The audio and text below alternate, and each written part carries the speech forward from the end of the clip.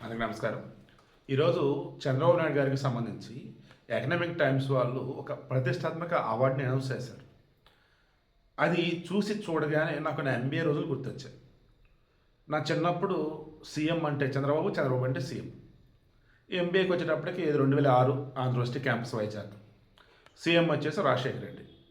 అప్పుడు మాకు బిజినెస్ మేనేజ్మెంట్లో భాగంగా టాప్ మోస్ట్ ప్రొఫెసర్స్ చెప్తుండే క్లాసెస్ అండ్ ఎన్నో కేస్ స్టడీస్ కూడా అనాలిసిస్ చేస్తున్న మూమెంట్లో సీఈఓ అంటే చంద్రబాబు నాయుడు కదా అనిపించింది నాకు.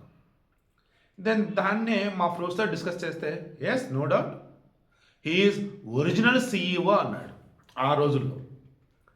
అది ఇన్నాటికి మరలా నేను విన్నా.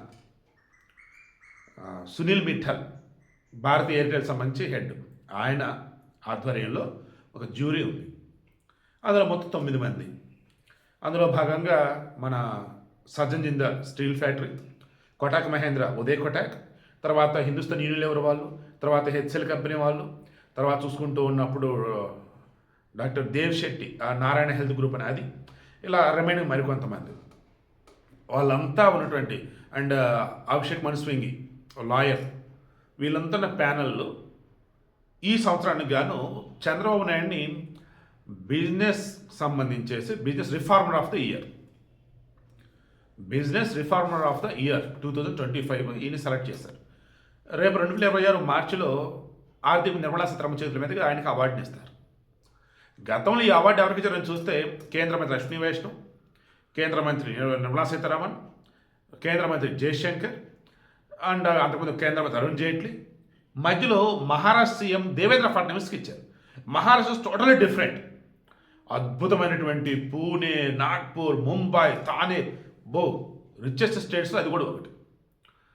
అటువంటి మహారాష్ట్ర సీఎం కంటే మేబీ నెంబర్ ఆఫ్ రిఫార్మ్స్ తీసుకుని ఉండొచ్చు, ఇవ్వచ్చు. ఏముంది ఆంధ్రప్రదేశ్కి చెప్పండి, ఏముంది? నాయుడు అనే ఒక బ్రాండ్ తప్ప ఏముంది అక్కడ? అదే ఈరోజు బయటకు వచ్చింది. 18 నెలలలో ఎంఓఎల్ కాదండి, డైరెక్ట్గా ఏపీకి వచ్చిన పెట్టుబడులు 10,70,000 కోట్లు 18 నెలల్లో. ఓవరాల్గా ఒక వ్యాపారం పెడదామని ఎవరైనా అనుకుంటే వారికి అనుమతులు ఇచ్చే విషయంలో కావచ్చు, సదుపాయాలు కల్పించే విషయంలో కావచ్చు, ప్రభుత్వ సంబంధించిన రాయితీలు కల్పించే విషయంలో కావచ్చు, ఇలా చెప్పుకుంటూ పోతే లోకల్, నేషనల్, ఇంటర్నేషనల్ ఆల్మోస్ట్ అంతా కూడా ఈరోజు ఏపీలోనే పెట్టుబడులు పెడదామని అనుకుంటున్నారు. Amaravati quantum valley, data hub అన్నట్టు వైజాగ్, అండ్ మ్యానుఫ్యాక్చరింగ్ జోన్ అన్నట్టుగా శ్రీ సిటీ, అండ్ మరో కర్నూలు, కడప, ఇలా చెప్పుకుంటూ పోతే MedTech zone Anakapalli, international Bhogapuram.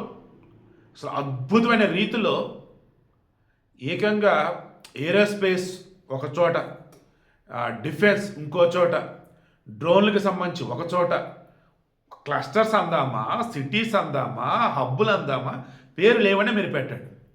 అసలు ఏపీ ఒక్కటి చాలరా?